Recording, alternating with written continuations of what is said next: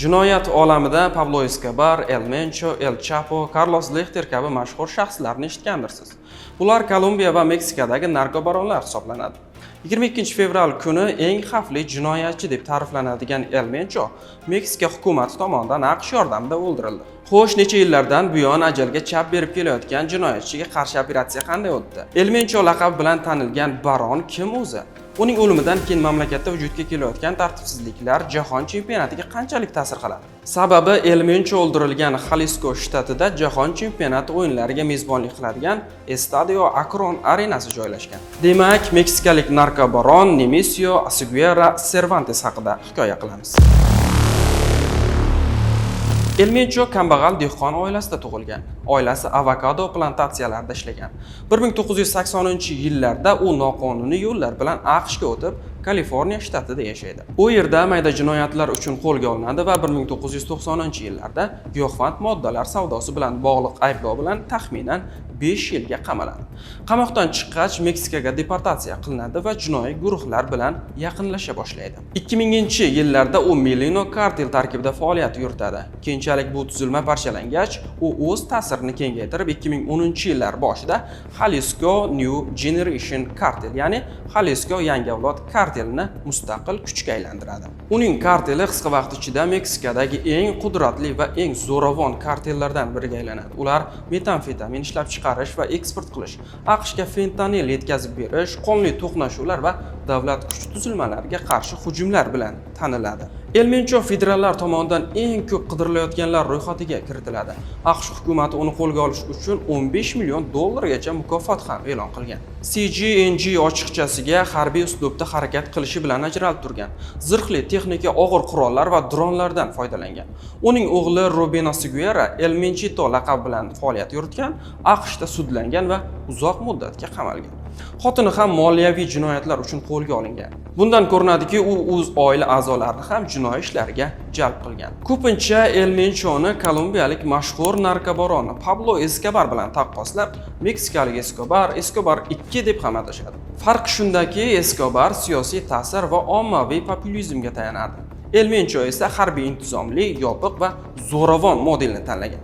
Ko'lam jihatdan CGNG bugungi kunda global sintetik narkotik savdosida juda katta rol o'ynaydi. El Menchoning o'ziga qarshi chiqqanlarga nisbatan qo'llagan usullari haqida ko'plab vahimali hikoyalar yuradi. Hattoki u bir safar meksikalik prokurorga tahdid sifatida muzlatgich ichida cho'chqaning kesilgan boshini yuborgan.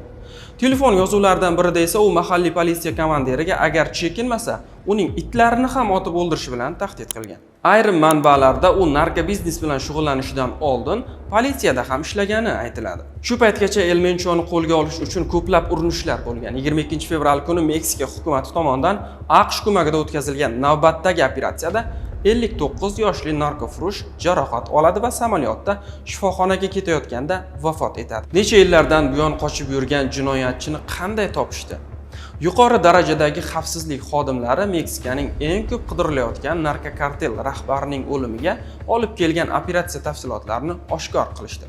Unga ko'ra, xavfsizlik xodimlari pul yoki giyohvand moddalar iziga tushmagan. Buning o'rniga ular sevgilisiga ergashganini va ayol El Mencho yashab kelgan o'rmondagi dala hovliga boshlab borganini aytishadi. Meksika hukumati uning topilishida AQShning razvedka bo'limlari katta rol o'ynaganini ta'kidlashgan. Shundan so'ng u o'ldirilgan Jalisco shtati Tapalpa va Guadalajara shaharlarida tartibsizliklar boshlandi. Uning tarafdorlari tinch aholiga tahdidlar qila boshladi va yo'llarni yopib, avtobuslarni yoqib yubordi. Hukumat vakillari bilan qurolli to'qnashuvlar sodir etdi. Natijada kartelning 30 dan ortiq odami halok bo'ldi. Bundan tashqari Meksikaning 9 shtatida tartibsizliklar yuz berdi. Guadalajarada ko'cha janglari davom etmoqda. Ular yo'llarni to'sib qo'ygan. El Menchoning o'ldirilishidan keyingi dastlabki 25 soat ichida kamida 24 nafar Milliy gvardiya zobiti o'ldirilgan. El Mencho tarafdorlari zirhli pikaplarda harakatlanib, kuch tuzilmalariga qarata o't ochdi, pistirmalar uyushtirdi. Kartel har bir o'ldirilgan politsiyachi yoki harbiy uchun $1200 mukofot ham e'lon qildi. Xabaringiz bor, bu yilgi jahon chempionatiga AQSh, Kanada va Meksika mezbonlik qiladi.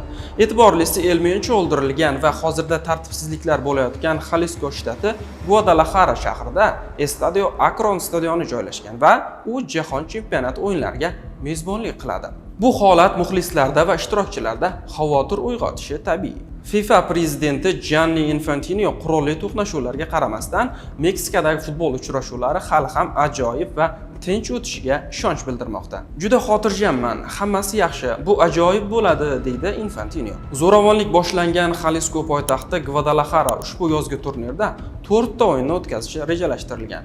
Yana 5 ta o'yin Mexiko shahrida, 4 tasi Monterreyda rejalashtirilgan. FIFA seshanba kuni Meksikadagi vaziyatni diqqat bilan kuzatib borayotganini aytdi. FIFA vakilining so'zlariga ko'ra, boshqaruv organi hokimiyat bilan doimiy aloqada bo'lib turadi. Biz jamoat xavfsizligini ta'minlash va normal holatni tiklashga qaratilgan turli xil davlat idoralarining harakatlari va ko'rsatmalariga rioya qilishda davom etamiz va federal, shtat va mahalliy hokimiyat organlari bilan yaqin hamkorligimizni yana bir bor ta'kidlaymiz, deydi ular. Meksika prezidenti Claudia Sheinbaum esa jahon chempionati muxlislari uchun hech qanday xavf yo'qligini aytib, ularning xavfsizligi uchun to'liq kafolatlar taklif qildi. Shunday qilib yana bir narkobaron o'ldirildi.